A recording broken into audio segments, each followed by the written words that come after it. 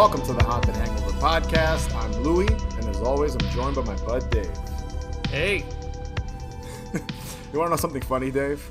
Tell me. Every single time you do the whole, hey, you know what I'm expecting to do one time?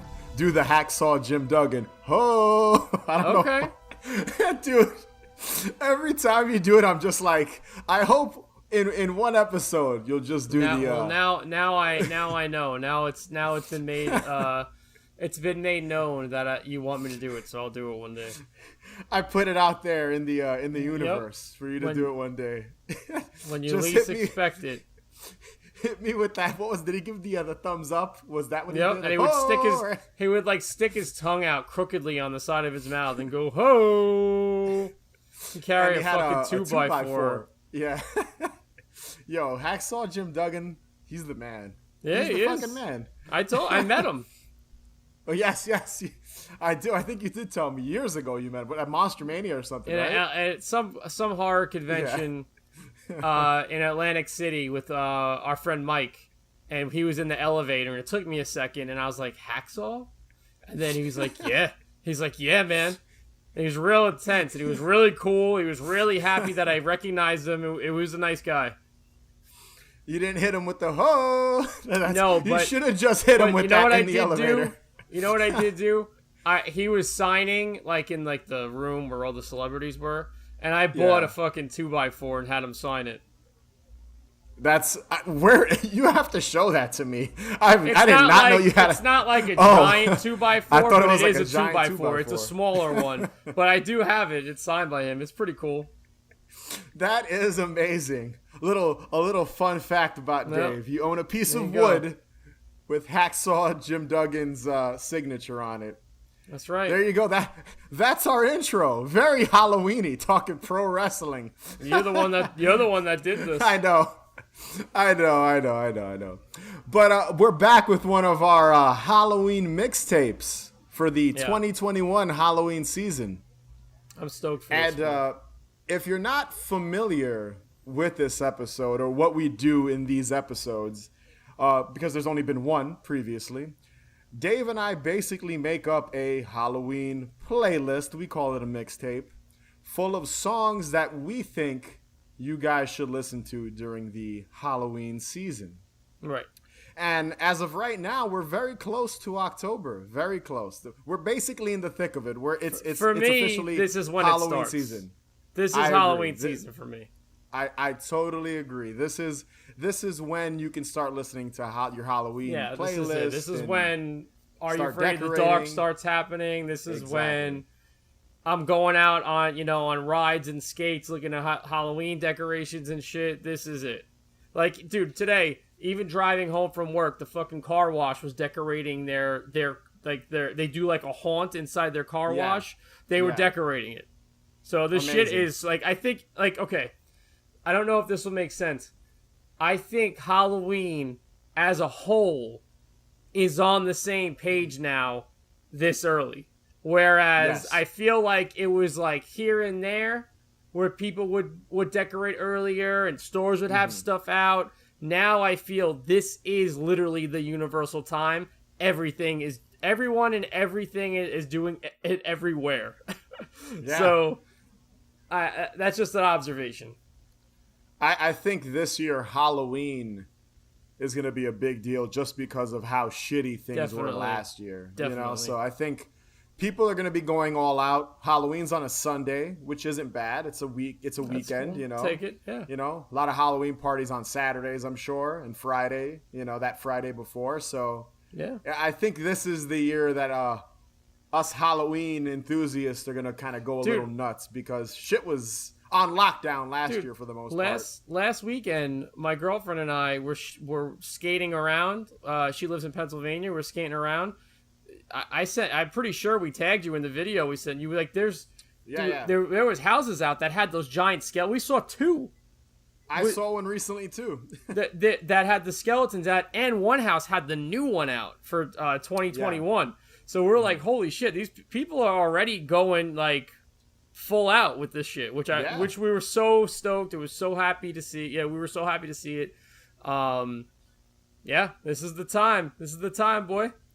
Those giant skeletons are super duper popular. They're like really sold cool. out at like Home Depots and shit. I mean, I saw rightfully one. so. They're really cool. Yeah, they're fucking awesome. I saw one, I think a week or two ago myself driving somewhere. I forget where I was going. It was in Queens though, so it wasn't far from me. Maybe 10 minutes from me. And someone had already had the skeleton by himself out. It looked like they were in the middle of putting up decorations. So like they put him up first, or her. We don't know what the sex of the skeleton is. They put the skeleton up, and it looked like they had maybe started putting out their Halloween decorations. I always say, if you love Halloween, like us, you start decorating mid to late September. Mid-September the earliest, just because I feel like that's when, it just feels the most Halloween. Even though here in New York, it has been currently very, very hot, which doesn't feel like the autumn. Nope, but it does not. A few more weeks, I think the temperature will start to. But let's be real here. October is never really that cold over here. It hasn't been in years. It's usually never. In the high 60s to low 70s. We've gone out to like haunts where we're both wearing like shorts and t-shirts. Yeah, and like a long sleeve. Yeah, it's not. Yeah, like It's still not like it's not cool. Not even hoodie weather right. at this point. It's like not even that chilly out. No. But yeah, we're in the thick of it again, and we thought now, and I believe we recorded last year's Halloween mixtape episode around the same time. So just perfect time to do it if I remember correctly. This is a good time to do it. So last year I don't know if it was me or you, one of us. I think we might have done it together. We kind of created a scenario to lead us into the playlist, into the mixtape, into what's the situation, the imaginary situation, or it could be something that could happen in technically. Right. But what would be the scenario we'd be in when we're listening to this mixtape, this playlist? Like what would be going on with us? And I wrote a little diddly here, not a diddly, but a little paragraph here of what we'd be doing, and you can add to this, Dave, whatever you'd like. So I'm gonna be so before you get into that, I'm gonna be very honest with you. I approached this I would say just a little differently this year. So I kind of gave information on all the songs that I chose.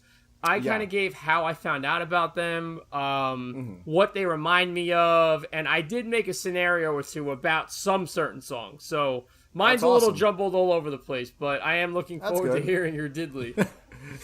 My diddly. Isn't a diddly a song or some shit? I don't even know. Yeah, it's like a little. I'm not good with words. So here's the scenario, and then Dave's little sprinkling. His little scenarios he has in his picks. We'll add that to the overall story we're creating here. So you and I and a couple of our friends, let's say Tommy Valley's with us. Is Tommy Valley involved? Okay, good. Of course. Tommy Valley's always there. Our ladies are there. Just a group of friends. We got some people with us. And we just finished up partying at a Halloween party. But this Halloween party is in the middle of nowhere. We just ended up there. It's we trooped it to get to this Halloween party, which we kind of actually did last year, if you remember. We went to our friend Tina's Halloween party out in Connecticut. Right. Shout outs to Christina. She had a really cool Halloween party, and she really, her house was really coolly decorated. Yeah. She had the giant skeleton. Yes, she did. She had a ton of food. We got to judge Tommy Valley's pumpkin pie, which was very good. We were a skeleton crew. Yourself, myself, and your girlfriend Andrea. Yeah. What else? That was a good trip. That was a fun trip. So thanks for having us, Christina. Yes. Thank you for having us last year. But yeah, so similar to that situation, we kind of we trooped it to this Halloween party. Dave, what costume are you wearing in this scenario? Off the top of your head, what are you wearing? Skeleton jumpsuit. the classic skeleton jumpsuit. Always. This is what I'm wearing. This is what I came up with. I'm wearing a rubber skull mask with matching skeleton gloves and a flannel shirt. So we're both skeletons. Just different versions of skeletons. Sure. That's basically what we are. So we're several miles from home. We're nowhere near home. And it's maybe a 2 or 3 hour drive, let's say. So we're not close to our area. Kind of deep. And a buddy of ours, let's just blame this on Tom. Let's just say it's Tommy Valley's fault. Tom tells us about another party he was invited to, but he doesn't know who the host is. This honestly, this sounds on brand with Tom. This actually could happen. This actually could happen with Tommy Valley. I'm not mad about it though. I'm not mad. So he doesn't know who's hosting this party. He just knows that a friend of his, who we've never met, gave him the address and told him to swing by whenever. Very, very mysterious. And he also hasn't heard from his friend all night. So we don't know where the fuck we're going. Okay. It's all Tommy Valley the reason he's leading us to the promised land, to this mysterious second Halloween party.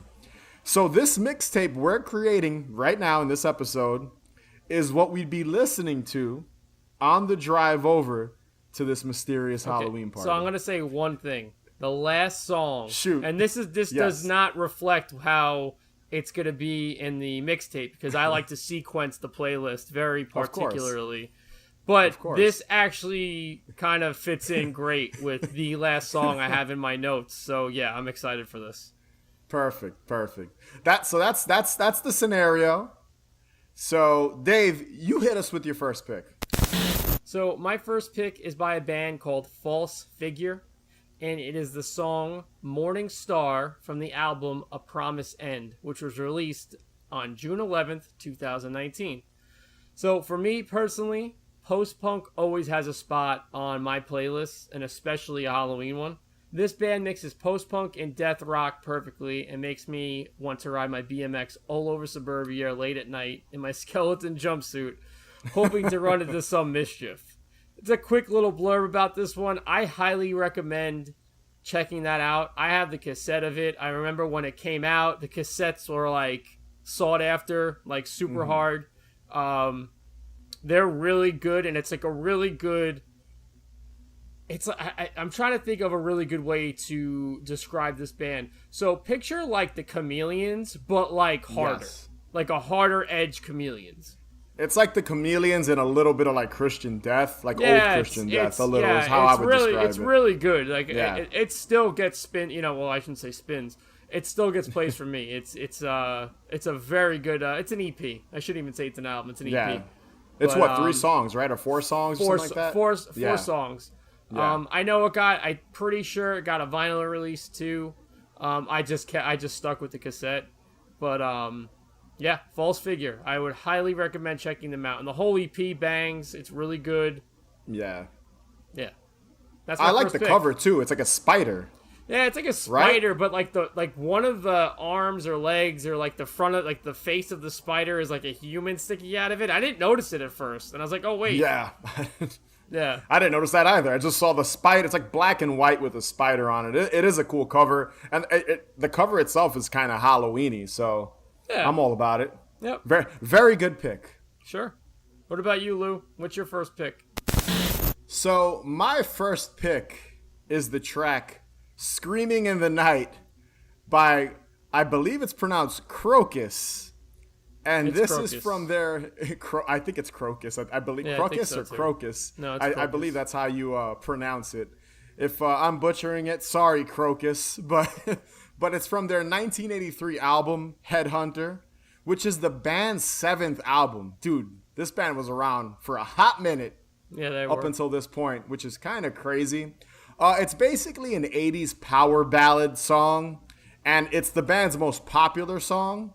So, like, you'll still hear this pop up on, like, classic rock stations, even though it has more of a... Song's great. It's an amazing song. It has more of, like, like... Obviously, it's like almost metal in like, that kind of ballady way to me. Yeah, it's more like so metal than, rock. Like 80s That's glam. What it is. It's 80s metal rock. That's how I have it tagged in my iTunes library. Yeah. Metal rock. It definitely fits with like Dio and shit like that. Like you can easily add this to like a Dio playlist and you'd be like, all right, this makes sense. They kind of go well together. But the song's opening, it features a bunch of like ambient sounds of wind and like a gentle guitar chord, which to me sounds very Halloween-y. It's almost like one of those old sound effect Halloween albums. And I love like metal songs that kind of start that way with just like these effects, like these sound effects, these creepy effects. I also feel like this song, I've always felt this way about this song, would be perfect in an 80s horror film of some kind, sure. Which it isn't. Like, you could see it be in the end credits or the opening credits or in a scene. Like, it definitely fits that aesthetic to me. Something along the lines of like, and we've mentioned it, even though we've probably mentioned this song twice at least. But what is it? Desperate to Survive by Obsessed. It's on par with that. It's adjacent to that. Yeah. Even though it's, again, technically it's not on any soundtracks. But the lyrics themselves, and I have some here, and I'll read them because that's kind of been my thing when we do these episodes. Even the lyrics are kind of, dark. They have some dark undertones. I'll hit you with a few, Dave, here. So here are two of them. They had me screaming and alone in the night. I'm beginning to see what's wrong and what is right.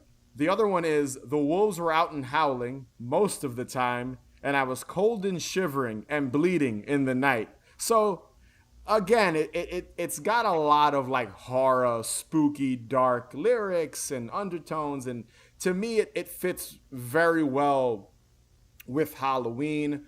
I do want to point out the cover art on this single. Now, the album itself has an amazing cover art. It's like a chrome skull and crossbones. I know you recently just found it on vinyl, correct? Because you had sent me a picture. The whole album story about that. is fucking yeah. The whole album is fucking great. But the single release of just the single on vinyl and cassette is like a picture of this bald vampire monster thing. It's pretty dope. Like, it's black and white. It looks like it's hand drawn. Yeah, it's really cool. It's like, it has like sharp teeth, almost like Nosferatu kind of in a way, but a little more menacing. And I want to point this out, too. The music video is kind of awesome. There is a music video to this song. Didn't know that. Dude, watch it. Basically, it's like the band is all chained up and like prisoners in like this medieval Mad Max type situation. And there's like executioners holding coffins. Super cinematic in like an 80s way. Super cheesy. At one point, the singer's like half naked with like chains and shit and like a G-string. But like, I wouldn't expect any less, you know what I mean? From an 80s fucking metal rock band. But yeah, what's the story with you recently finding the vinyl? So coincidentally enough, Louis had sent me his picks for this playlist. And this is usually what we do. We'll go over, we'll listen to each other's picks, or, at least listen to them a little bit, just to get a feel in case we haven't heard them. I'll be very honest. I've never listened to Crocus up until you sent me that song. Never. So, and that's a band I've always like, oh, I should maybe check that out one day, and I never did. So that cover alone is definitely enticing for me. So I was like, okay. So then I listened to it. I was like, all right, I don't know why I've waited so long to listen to this. That song is fucking really good. So So I've mentioned this before. My girlfriend lives in Pennsylvania. So we decided to go to Quakertown to what is called Q Mart, which is basically a flea market. It's similar to the one that's over by me that we've gone to, but it's a lot more like homegrown. So there is a record store in there, and it's a lot of old shit, a lot of cassettes. I got a couple of cool cassettes. I actually got the Expose album on cassette for $1. Oh, nice. So I own both on record. I had it on record and I have it on tape. Damn, you got it all. So I'm looking through, like the regular, just like, I guess, like pop rock section, if you will. And I'm digging, and I see that Crocus album. Really clean copy, $11. I was like, and I sent you a picture of it. I'm like, here it is. So I fucking bought it. The record is so clean. What a great buy. And that's a steal, dude. $11. That's great. Yep. And also the back. I don't know if you've ever seen the back of the record. No, I haven't. It's got all the band members, and half their faces are like it looks like it's like X-rayed with skulls. Like, so it's like half their face. Fucking great. And they're like screaming. It's really cool. I'll take a picture of it so you can post it on the Instagram. But dude, take a picture of that. That sounds fucking dope. Yep. So yeah. So I added that to my arsenal of records, which is pretty fucking big. So yeah. So what's your next pick, Dave? Okay, my next pick is probably my most listened to song of 2021, and it fits into this playlist immaculately. This is yet another band, just like Crocus, I have never listened to, and I've heard them before. I've heard the name before, and I was like, okay, and then again, I never checked them out. Really glad I did this time. So this is by the band The Sound. The song is called New Dark Age from the album From the Lion's Mouth, which was released sometime in November in 1988. I couldn't find the exact date. It had a few different dates, I think, but I'm just going to say November of 88. So I first found out about The Sound from a podcast that the singer of Softkill, also like this poppy post-punk group, if you want to call them that, Tobias Grave was on. And he was just going on about Adrian Borland, who is the singer, and his band The Sound. While I was listening, I made sure to remember the album and look it up. This post-punk iteration is so good. Not exactly similar to the Chameleons, but it's adjacent. And like I said, this is my most listened to song of 2021. Even Sheila and I will like go back and forth with it sometimes, and we'll sing the songs and we'll like hum the melodies of the song. It's fun. So, I mean, the screeching guitars, the rising synth lead, the twangy sparse leads. I can picture a crew of kids in dusters and ski masks going out for a night of mayhem with this song as the soundtrack. It's a really great song. It's funny that you mentioned like Softkill. Like now that like I've listened to this song and I've heard of The Sound, I don't think I've ever listened to them enough. But like now that you mentioned like Softkill, I could see how this band might have been an influence. Hugely influenced on them. Absolutely. And by the way, this album is impossible to find. Like physically, it's impossible to find. Oh, really? It's that deep of a cut? Wow. Yeah, I have to check Discogs again. I'm always on Discogs, but I'm usually just buying hardcore and punk records. But this is like if I were to gauge a price, if this record was on there, I would have said probably in the $200 range. Yeah, it's probably a really pricey one. Yeah, but yeah, that is cool about the Softkill connection, because I love Softkill. I know you do too. Yep. So yeah, that hearing, because I did listen to this song as well. It's totally an influence. Again, like post-punk, either more contemporary stuff and the old stuff, it's got a specific sound. So a lot of these post-punk bands like that are coming out today, or whatever, poppy, like post-punky type bands like Softkill, and there's a bunch of, what is it, Choir Boys, kind of. Yeah, they're all like, I always just say adjacent. They're all post-punk adjacent. Indie, like post-punk, whatever the hell you want to call it. Yeah, you can totally see like the influences, like all these bands, because you automatically think of bands like The Cure and shit like that, but a lot of them try to go more deep cut with their influences because everyone likes the fucking Cure, I guess, you know? But that's definitely a good song. That's definitely a deep cut, and I'm sure, now that you tell me, I'm like, wow, I'm curious how much that album would cost if you can find the record. Like, I'm gonna look it up, and the whole album is great. The whole album is good. I listened to it. It is good.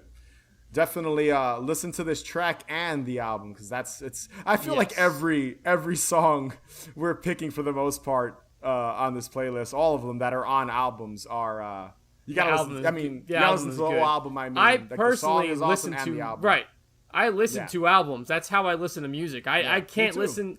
Listen, if a band puts out a single, that's one thing. But I just can't listen to a single song unless it's the only good song the band has. I have to take in an entire album. That's the way I listen to music. It's the way I digest it. I have to hear the whole album. So my second pick is the song That Death Cannot Touch You by the band The Black Queen. And this is from their 2016 album, Fever Daydream, which is an amazing title. Fever Daydream. It's also their debut. It's the band's debut album. Fun fact, the singer of this band, and he's basically the founder of it, is Greg. I'm probably going to butcher his last name. Greg Puciato? Puciato? Something like that. Puciato. Yeah. He's the singer of Dillinger Escape Plan, which I'm also a huge fan of. I love Dillinger Escape Plan. I don't love him. I know you're not a big fan of Dillinger Escape Plan. I've always enjoyed their stuff. This is drastically different. It's like from Dillinger Escape Plan. Pop R&B stuff. Yeah, it's completely different. The original like creation of the Black Queen, from what I read, it was basically like a side project super group type deal. I believe some of the other members, I think one of the guys was like an ex Nine Inch Nails guy, which you could definitely hear the influence. Sure. But now that Dillinger Escape Plan's basically done, like they broke up or are on like indefinite hiatus, they're not together anymore. This is kind of like his full-time thing, I believe. And Greg, he's done like he has like different projects. I think he even has a band with like Max Cavalera and shit. So the dude's all over the place. But this is probably my favorite thing he's currently doing. But the song has got a very kind of dark industrial, kind of dark wave, gothy sound.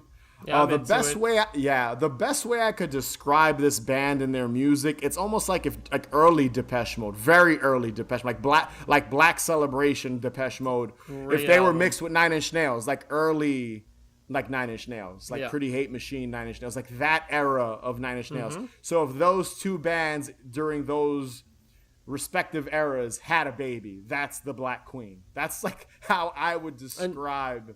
When I listened to the song, I actually added it to my ongoing playlist that I update regularly. So I definitely liked it a lot. I remember when that album came out. It was people made a big deal about that. Yeah, dude, it's from beginning to end. The whole album's fucking fire. It's good. Thing. I remember when it came out. It like, because Dillinger Escape Plan was still around in 2016, and people were like, "What the fuck?" Like, they put out that album. Yeah, and people were like, "All right," and then like if you're not into like dark wave gothy sounding industrial shit, you're not gonna like this. Like Dillinger Escape Plan crowd, or like people that are listening to that for the most part, like probably are not gonna be too into this. Yeah. Even though Dillinger Escape Plan later on did add elements of industrial. Oh no, they're a very talented band. Yeah. Listen, for sure. I lied. I do like one of their albums. I have it on wax. Miss Machine. That is a good album. Oh, it's amazing. Dude, and they put on one of the fucking, like, Dillinger Escape Plan. I know we're deviating from the Black Queen, but, dude, Dillinger Escape Plan put on one of the fucking most intense, chaotic shows. I don't know if you've ever seen them live. Dude, people have gotten stitches, have gotten fucked up. I remember going to see Deftones in, like, 2013 or 14.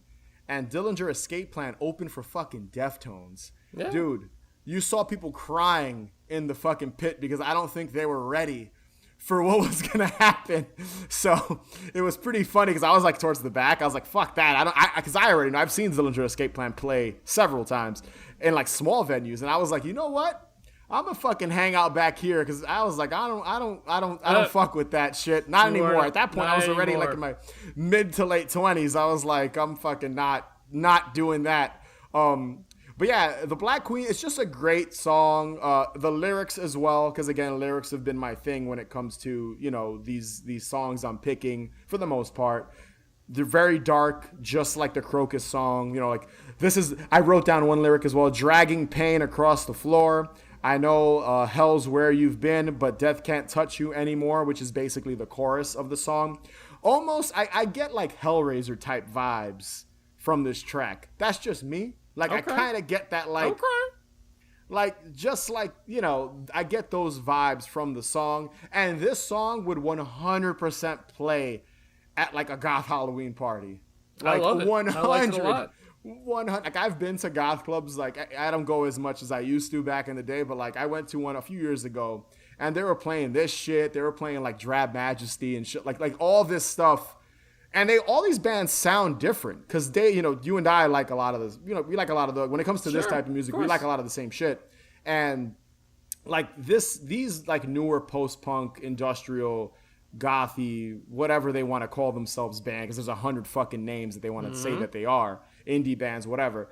They just like, they really capture that fucking, like, that atmosphere and that feeling. And I think that's why you and I always pick 1 or 2 or 3 songs or 4 songs every year, you know, whenever we do these mixtapes, because it just fits Halloween so much. And even going back to like a movie that we've mentioned, The Guest, that soundtrack has post-punk songs on it because it just fits Halloween.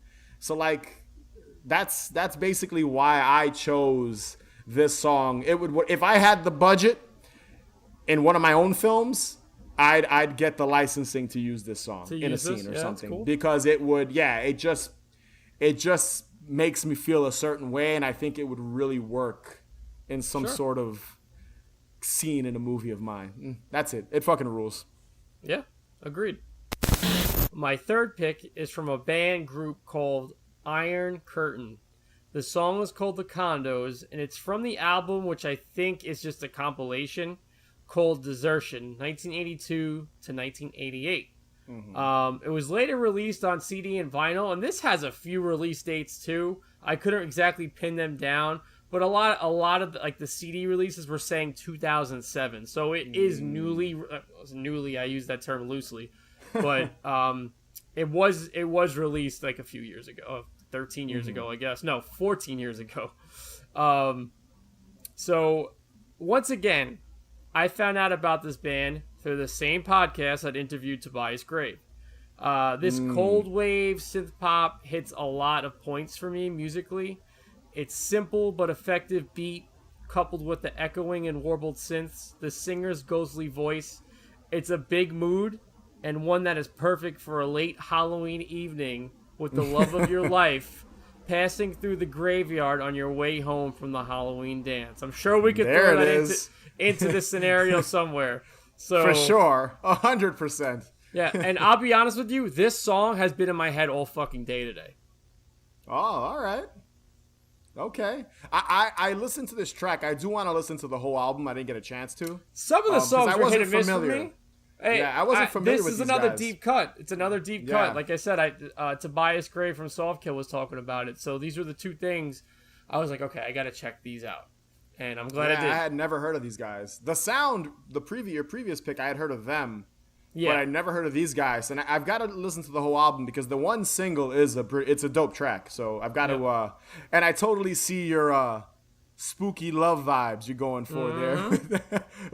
I totally see it. The spooky romp through the graveyard. Those spooky love vibes. That's a fucking album title right there. Spooky love vibes. That's right. Cheesy as hell. Oh, cringe. Cringy. Yep. You know someone. Oh, for sure. Someone's gonna fucking use that spooky. Some fucking like what is it? Like the SoundCloud. Some SoundCloud rapper or some shit. Spooky love vibes. They're gonna title their fucking album that. Sure. Or maybe they already have. That's gotta be. We'll have to look it up. Spooky love vibes. I'm sure it's an album by somebody. Yeah. So Louis, what is third on your playlist / mixtape for us today? So my next pick is a score because I did pick one last year and I wanted to pick another one this year. Last year I think I went with a John Carpenter track from the film Christine, and I didn't want to pick another John Carpenter song because that would be kind of repetitive. But I went with the track The Dead Walk by John Harrison from the 1985 film Day of the Dead, directed by the great George Romero, of course. The score is perfect. That score is absolutely perfect. It's fucking amazing. It was composed again by, I don't know if I said that, but it's composed by John Harrison, who also composed Creepshow and the Tales from the Dark Side TV show.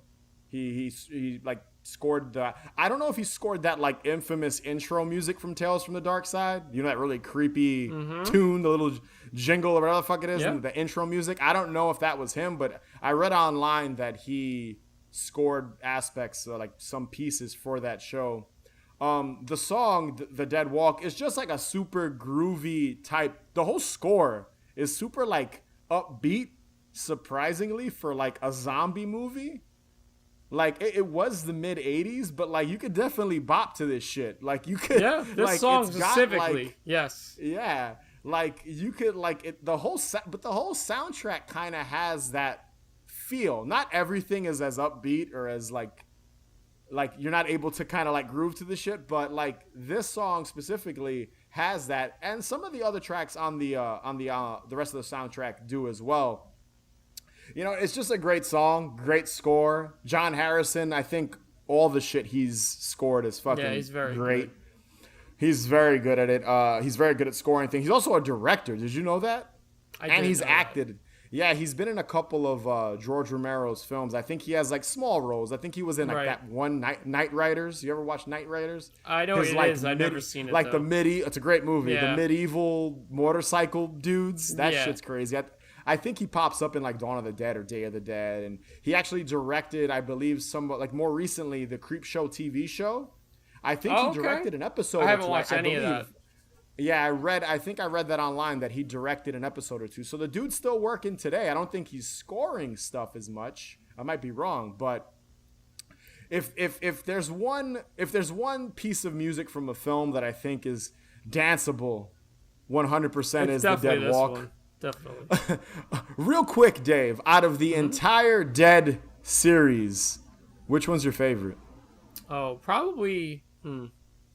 I honestly, if I could be very honest here, two. Dawn of the Dead and Day of the Dead are actually tied for me. I like them both equally.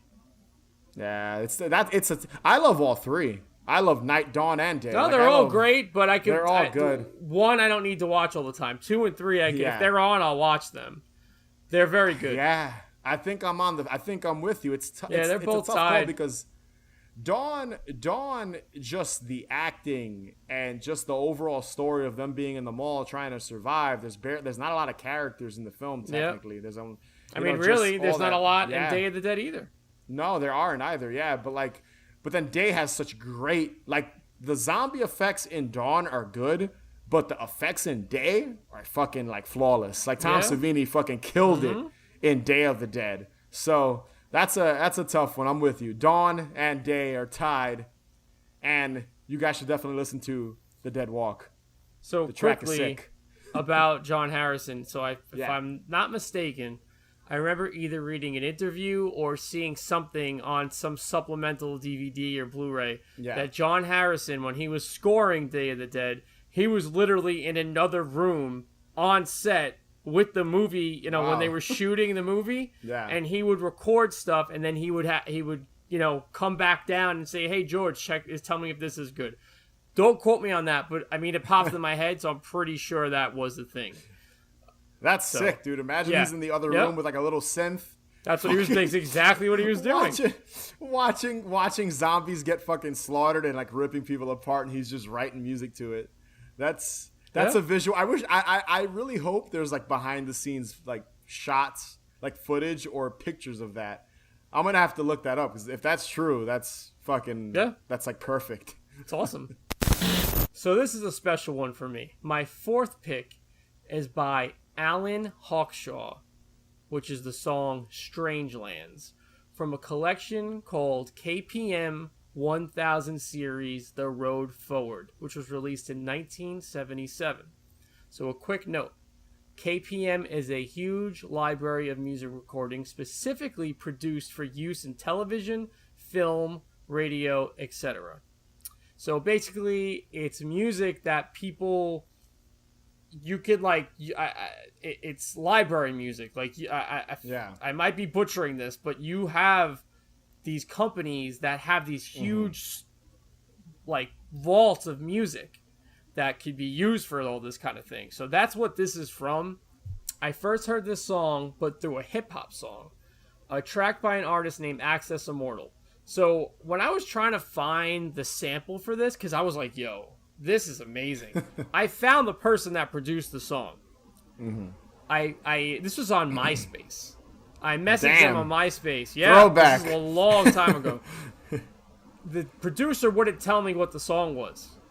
Because I guess they thought I wanted to find out the sample, which is, I understand that. That is a thing with producers, but also like... Yeah.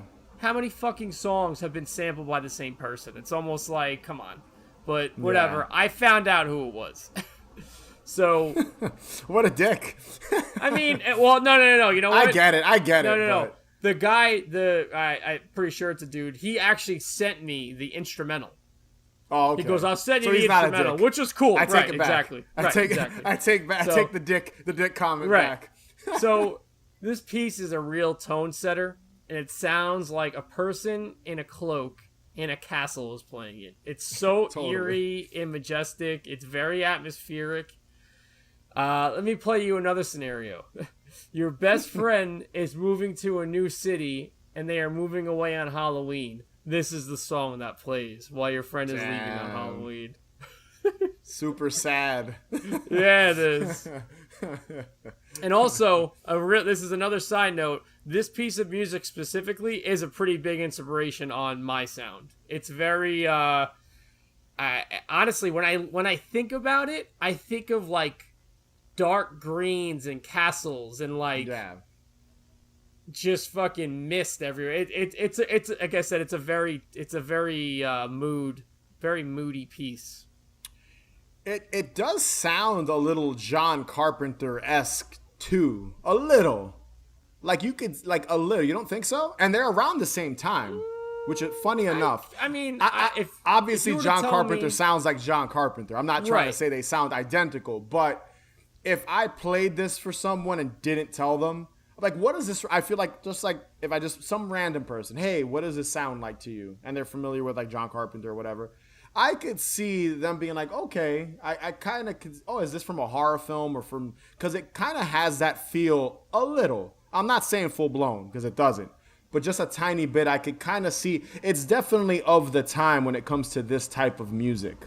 I don't know if you get that or not. You know, obviously, like when you think of like Halloween, that's all like a piano, and I think like Assault on Precinct 13's a very early version of like a synthesizer, but you kind of get that vibe a little from this, I think.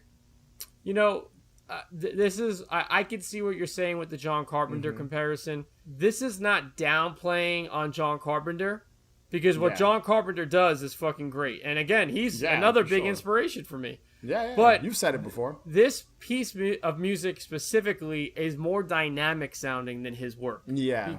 There's more going on. There's more. There, you know, there's more tonally going on. It's not as simple. And there's nothing wrong with simple. If you could take something simple and make it sound great, that's a fucking great formula.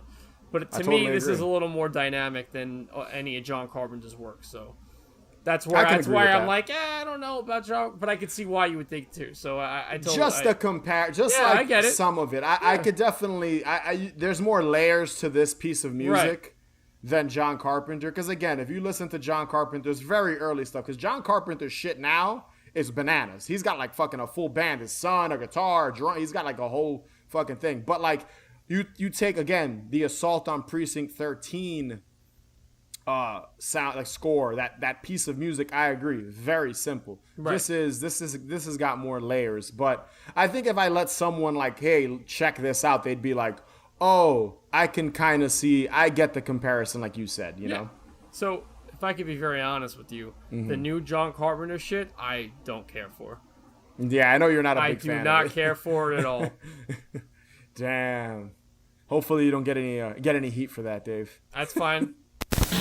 So my fourth pick is a little different because I don't think either one of us have picked a like hip hop rap song for Halloween. I don't know if we have. I have to look at the old one. Yeah, I don't believe we have. And I thought, you know what? I'm gonna change it up, throw something a little different in there this year. I like it. And this is the track "Graveyard" by the group Danger Incorporated. It's also featuring a guy by the name of Young Ghoul, which, come on, that sounds super Halloween-y. My dude's name is Young Ghoul. They're an Atlanta-based hip-hop duo or rap duo. You know, I don't know what you would call this type of music. It's obviously hip-hop influence. What would you call it? Kind of like that whole SoundCloud kind of... Yeah, cool hip hop. I guess. Listen, I have this EP in my iTunes library because I use both Spotify and Apple. Usually anything physical I buy, I usually keep the music on my phone. I have a very weird very, very particular process of how I consume the music that I do. So usually with albums that I'm like, oh, I want to check this out, or albums like I don't need to own, I usually use Spotify and I'll just save them to my library. But I do have this in my iTunes library, and I just have it tagged as hip hop. So yeah, that's what it sounds like to me. Right. I don't know what the kids are calling it. The younger people. Hip hop. I don't know. It's hip hop to me, but it's from their 2016 album "Are You Afraid of the Danger Boys," which obviously, come on, we all know what they're parodying. "Are You Afraid of the Perhaps. Dark?" Yeah. Come on, that's 100% what they're parodying. Now, Danger Incorporated, if I remember correctly, is from "Are You Afraid of the Dark?" It's from an episode of "Are You Afraid of the Dark" or Goosebumps. I have to look this up. I'm pretty sure it's from one of the shows. Okay. It's obviously not an episode you and I are attached to, but I am about 99% sure, and maybe someone will correct us, Danger Incorporated is a group in one of the episodes from one of the two shows, because the group Danger Incorporated do reference Goosebumps and "Are You Afraid of the Dark" several times in this album. Perfect. Which I love. Which, like, me too. It's fucking great. I do want to point out their names because I get a kick out of the two, like the duo. Their names, the one dude's name is Louis Duffelbags, and the other dude is Booth Lord. So I love it. I just love like the two names that these guys came up with. I do want to point out also the album cover is fucking great. It's literally the two of them, and they're like just standing there, and in between them is like this figure in like a black cloak. You can't see its face, and they're in a cemetery. Right? Yeah, it's really fucking cool. I think so. They're either in a cemetery or like an industrial type area that's like abandoned or something. And they're just standing there. And I think Louis Duffelbags actually has like a vintage Goosebumps hat on. So It's just funny. Like, again, referencing these shows that we love. And I believe these dudes are younger than us by several years. I think so too. So I get a kick out of the fact that even people, in like their mid-20s currently are fans of both "Are You Afraid of the Dark" and Goosebumps, and how it influences them in some way. Yeah. So I just love that. I think that's fucking dope, Yeah, it's a good track too. Oh, it's fucking dope. The song itself has like a really almost dreamlike, spooky kind of beat to it. Like Absolutely. Very drony, very slow. I fucking love it. Like the flow between the three guys is fucking great. Some of the references sprinkled throughout the track, I will admit, involve like fucking drugs and shit, and like sex with girls and women. But there are a couple of lines. There's actually one line that fucking makes me laugh, and I don't even know if you know it. I'm about to say it right now. Please do. And hopefully I don't offend anyone. But the line goes like this, and I just think this shit is funny because it does go back to Halloween. Mm-hmm. And the line is this: "I'll fuck your girl, Halloween Town. You know that shit's spooky. Who's got the dro? I'm at home watching Disney original movies." yeah. It's so juvenile. It is. I just love how it's they so reference stupid. in that one Halloween line. Town. They reference Halloween Town, dro, which is fucking weed, smoking a blunt or whatever, and then Disney original movies, which I'm guessing are still a thing, but now they're on Disney Plus, which is funny. So we watch Disney original movies, the fucking Disney Channel original movies, which I love Halloween remember. Town. Yeah, and Halloween Town's fucking awesome. There's also another line here that goes, "We scary like villains, the graveyard we fill in. I'm straight with the ignorance, I'm ghost." So it's just, I do like the wordplay and how they're kind of using spooky shit to reference other shit. I also think they're being juvenile on purpose. Oh, for sure. Dude, this whole album, there's another song on it where he's just talking about having sex with a girl on a bathroom floor in like a Wendy's or some shit. It's ridiculous. There's actually another line on another track. I forget what it is. The line is literally, You give me goosebumps like R.L. Stein, referencing like meeting a girl and like getting the feels. It's corny, but like when you listen to it in the flow, the delivery makes it not corny. It's kind of like these kids are good at producing songs. And the instrumental's not bad. It's not corny either. No. So like, I just like how they're able to like reference these nostalgic things and throw it into a song, and it works. And even though it can be a little cringy, because some of the shit, again, I'll fuck your girl Halloween Town, you know that shit spooky, is kind of fucking misogynistic, or kind of, you know, just kind of the shit he's saying. But again, I'm talking about it as a song 100% fits on a Halloween playlist. 100%.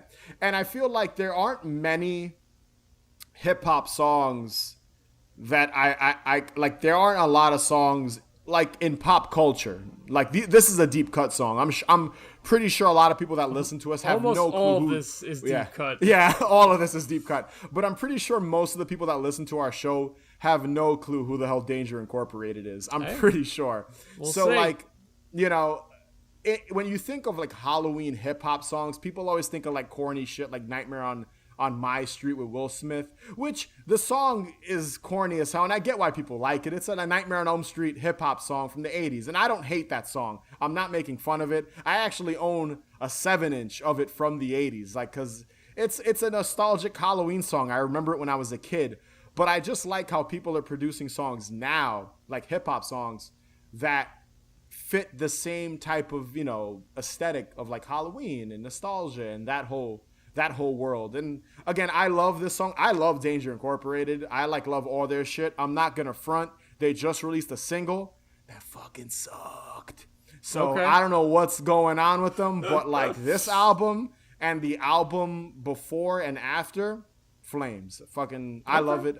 We both listen to hip hop, so and we like shit like this too. So I thought we had to add it to. Yeah. It needed to be added to our Halloween mixtape. So I'm with it. Danger Incorporated, Graveyard. All right, Lou. So you're gonna give us your last pick because I want to close out the show with my last pick because I think it fits into the scenario pretty decently. At least an alternate plan in the scenario. I can't wait to hear it. Okay. All right. So my fifth pick and final pick is the track "I'm Awake Now" by the Goo Goo Dolls. So good. It's from the Freddy's Dead: The Final Nightmare soundtrack from 1991. So disclaimer, I am not a fucking Goo Goo Dolls fan at all. But this song, a fucking banger. A fucking banger. I'm gonna be honest, I've never listened to they have that one stupid, really popular song that was in that like Nick Cage movie with City of Angels. I forget the name of the song. It's that really popular song. You know it. If you hear it, you'll fucking know it. When I showed this song to Sheila was like, I showed her the video for it because the video's amazing for this song too. Oh, it's fucking perfect. Yeah. She was like, they were on the Freddy's Dead soundtrack? Yeah. I'm like, yeah. She goes, they were around for that? And I'm like, yeah. And she was like completely like baffled that they were on a horror movie soundtrack. And I was like, yeah. And this song's a fucking heater. It's fucking amazing. It's crazy because when you think of the Goo Goo Dolls, you think like late 90s. Like, again, that really shitty, I don't even know the song because it's so fucking corny and bad.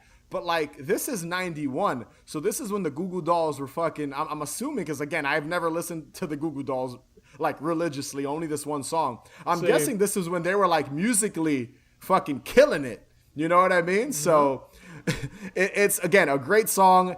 It just being a part of Freddy's Dead makes it better. The movie itself opens with this song. Do you remember that? Yeah, it's like, I think, the opening song. Yeah. Yep. And it's fucking awesome. Super catchy. It fits the subject matter of like Freddy and dreams perfectly. Again, I have some lyrics here.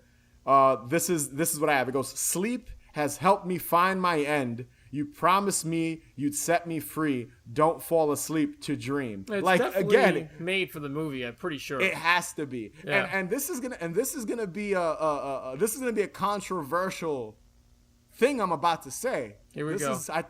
I might take some heat for this one.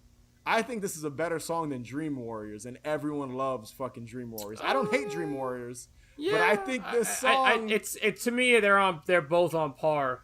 I think they're both equal.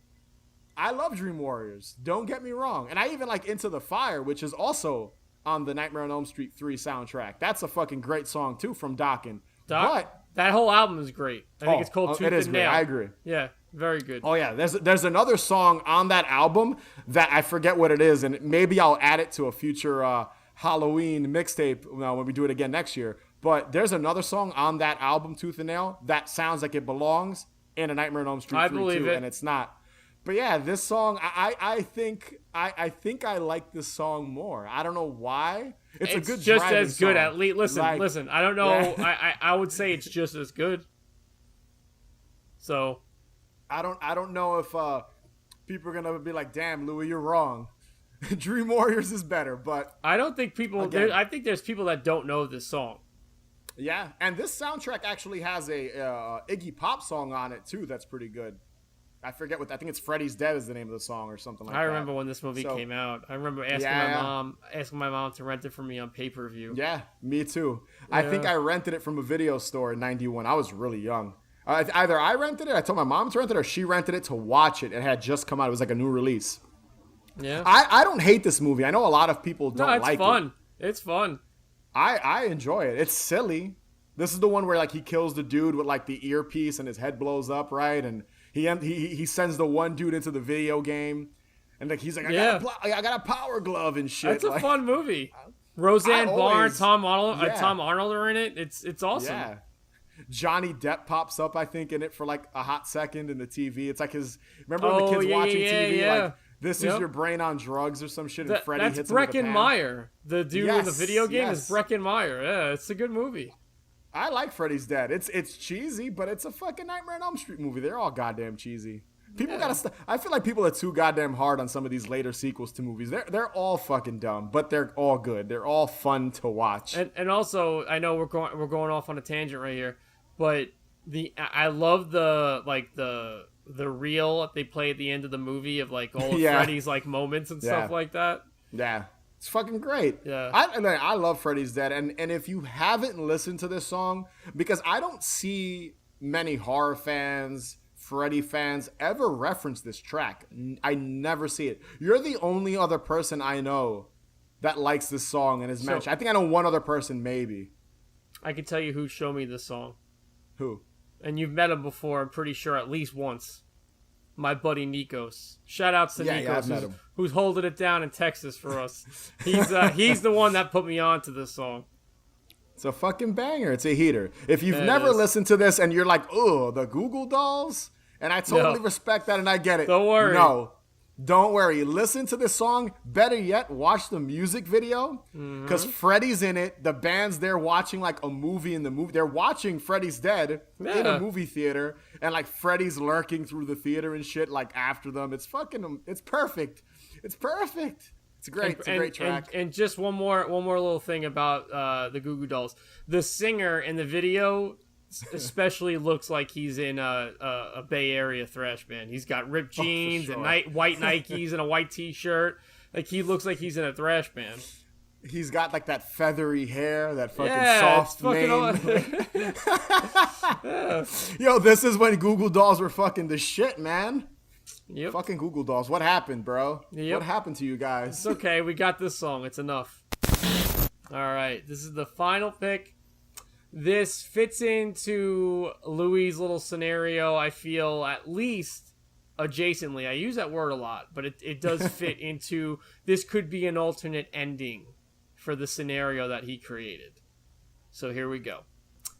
So my fifth and final pick for our playlist / mixtape is by an artist named, so it's spelt with 5 O's.